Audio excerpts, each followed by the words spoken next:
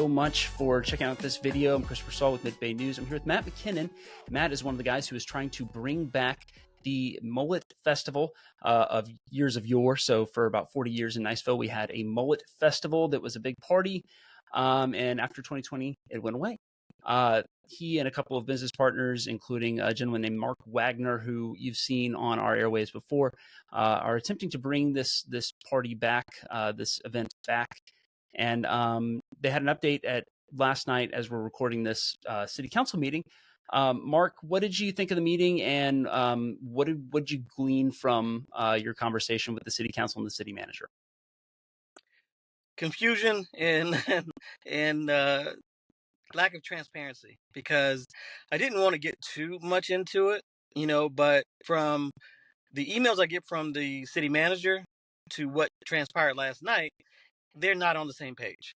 And what frustrates me more is because I don't think any of them understand the magnitude of this, and they're trying to put this together. And I want to backtrack a little bit. I was asked to do this by a city councilman. I didn't go to them and say I want to do this or anything like that. That was nothing. Somebody saw the Boardwalk Country Music Festival I did, and they saw that and wanted me to see what we can revitalize the Mullet Festival. Then I met with Lanny Corbin, the former city manager. He gave me his blessing. And then that's when we started the wheels turning, and I started to recruit different people to come on board. And that's one thing I wanted to correct Sal with. He thinks it's just me. The events and things that I do around the country, there's individuals who get these events, these big events, Super Bowl, the Masters, Kentucky Derby, all that, and then we come together. Honestly, and they know I don't pull any punches. That's why I let Mark talk a lot. The city manager is not on the same. I don't think he wants it. Honestly, I don't think he wants it, and I think that's why I think their conversation or his conversations with the city managers, with the city council, I think they all, are getting to that point where it's always something. So I got 3 things I got to do, and you heard them just as loud as I did. We said parking. They said they don't have any power now, and the alcohol part. Those are the things that they want me to discuss by the next one. I want to announce to everybody that has a business or land in that area, in the Niceville area, that want to use that for parking, and that we can work out some sort of deal with them as far as pricing and all that stuff, to use that as parking and run our shuttles from there. And that's what we want to do. So they talk about parking. The Mullet Festival has never had Uber or Lyft. So that corner where all that traffic and congestion used to be, it's all blocked off because it's all Uber and Lyft. They start making those plans. Hey, there's a shuttle there, or we'll take Uber or Lyft or whatever there. And that way if we're going to drink, we're not driving. We're trying to be very safe and trying to be very, aware of what has probably happened in the past. We wanted this to be as safe as possible. But the feedback that we get is always all over the place. So I got 3 things I'm going to do. So the next, and you can write this down. The next one we come in, there's 3 things I got to get. They didn't give me anything else.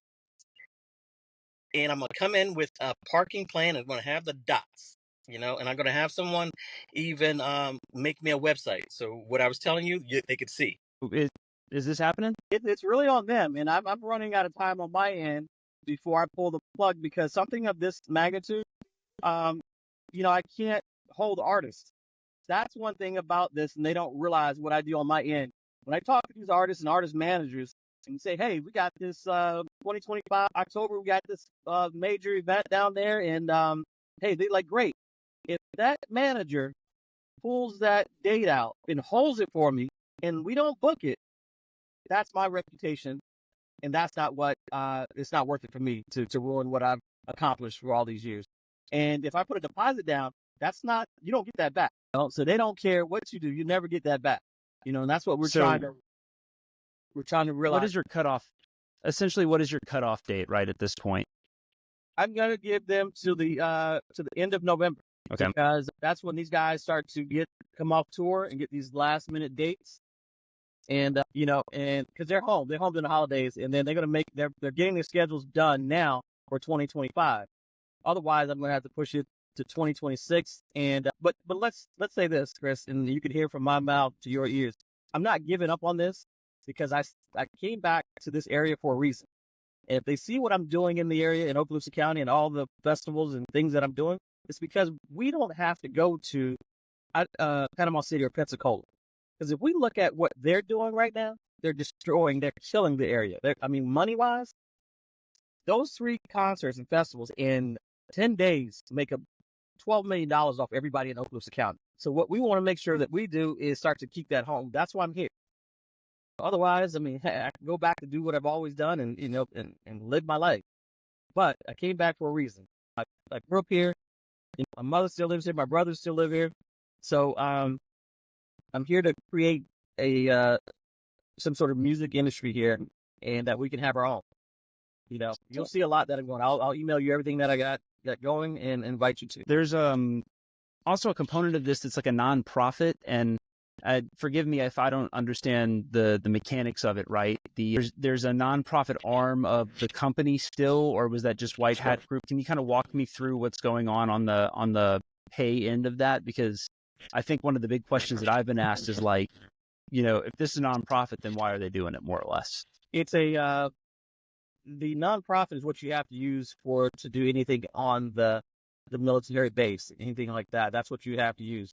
Now we have several charities that we're going to be, having involved in putting money back into those charities, and that's what we're doing. When we say nonprofit, it's got to have some sort of sales to even get profits to go to those charities.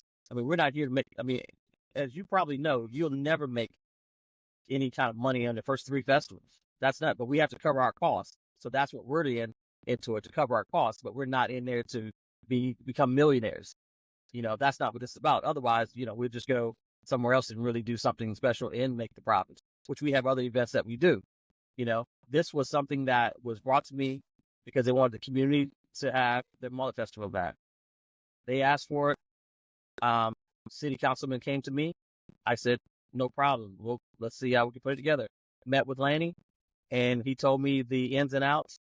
Other people told me the ins and outs of this, and I tried to correct what was probably going wrong before, and be as very transparent as possible, getting more charities involved. And even if we have to go dry, there's an event, I think, is it this weekend or next weekend, that's over there, that does, I think it's for drinking and driving or something like that, alcohol, something like that. I talked to the young lady that I told her I would have, if we have to go dry, I'll be more than happy to have her part of it.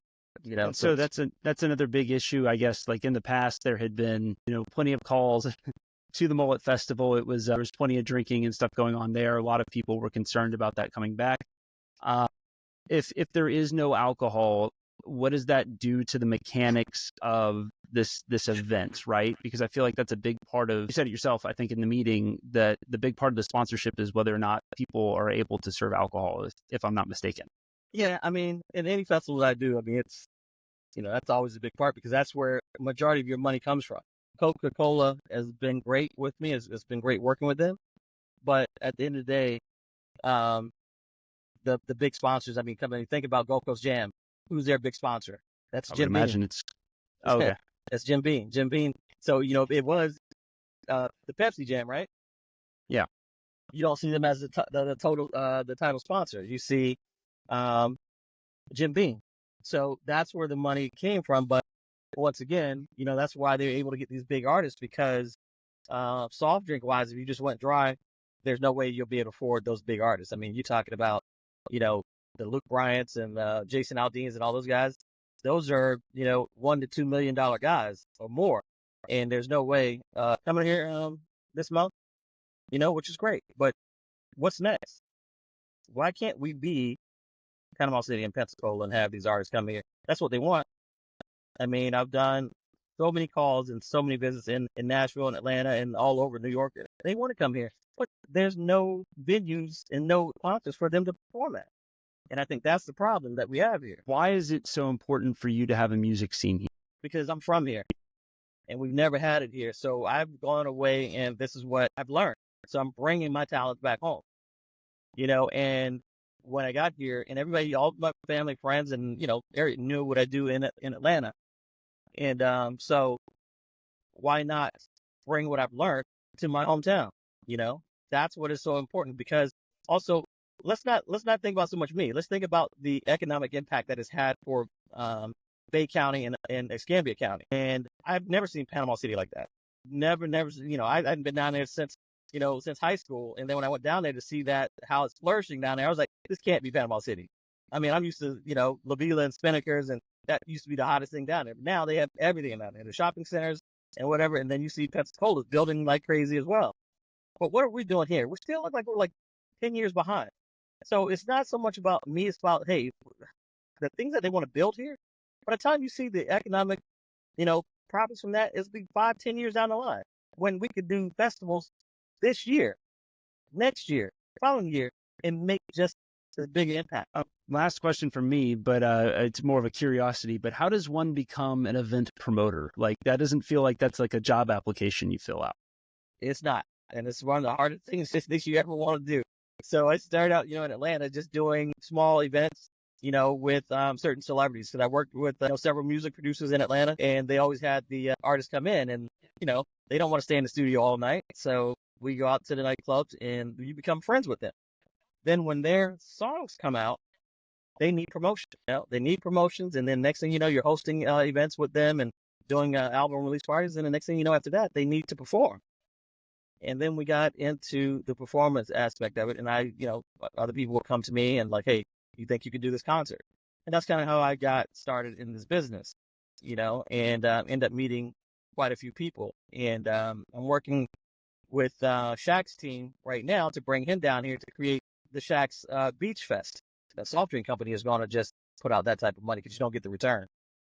Okay. So that's why liquor companies come in and they're out there, selling. But, once again, if we can afford to do it, then that's what we will do. And I told the young lady who's doing it, she said she is doing pretty well with the one that she does. And I just said, well, this is just at a much bigger level because we're bringing in, top artists. One of the other things that the council kind of brought up was that not so much that there's a lack of trust, but they just don't know you as a person or as a event promoter. Is there anything that you could say to them either on this broadcast or at the next council meeting that you would want them to know about who you are and what you do that would make you feel like you're explaining to them your bona fides, for lack of a better term? Yeah, I mean, it's like I can go through all the events that I've done and the people that I work with, from doing the Prince, event in Atlanta. So it's like my base was always based out of Atlanta and all the events that I've done. And then I've done Maxim, Sports Illustrated, Super Bowl parties like that. Grammys, I just created my own team up with some, really well-known producers and people, and to have our own Grammy party so we can kind of match the Clive Davis party that's always there. So I've been in this business for a long time. I mean, doing this for over 20 years now, and creating some of the biggest parties, working with some of the biggest celebrities, like Prince, Madonna, Gwen Stefani, Lenny Kravitz, the whole nine. So I've learned from the best, and these are partners that I work with. So I have the pedigree to put on stuff like this because I've done it over and over.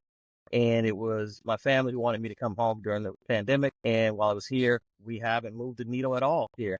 I mean, we're still doing the mom and pop type of concerts. And I wanted to take it to the next level. So I'm always willing to sit down with people and show them exactly what I've done and who I've partnered with and all that. That is no problem. And that's why the city councilman, came to me. He had to know something, and I think, that's one of the reasons why I'm part of All Sports Association. They just don't bring anybody into All Sports, and that's been around forever. So I must have done something in the area to kind of highlight myself, and that they wanted me to be part of that. And then I just wanted to, really kind of uplift the level of what we're, wanting to accomplish, which is music. We don't have, name me one big concert. We got with Luke, who's coming, Luke Holmes, down here. So if the Mullet Fest doesn't happen, it doesn't stop. It's just they're gonna just miss the boat. That's all I think that happens. And then the community is left out of going back to Pensacola, going back to Panama City, when giving them their money when we can have it right here? Everything that Panama City has, every artist, Pensacola, we can have right here. There's nobody I can't get my hands on and bring here. They love it here. You know, those guys love it here. You know, if you went to the Boardwalk Country Music Festival, you saw Mitchell Tenpenny and Locash. Those guys love it here. Where can you go around the country in November and hang out on the beach and then perform that night? Yeah. And that's just the start. Anything else? Oh, go ahead. I was going to say anything else that I should have asked you that I didn't, or anything else people need to know about who you are or what your business does or what you're trying to do here with the Mullet Festival.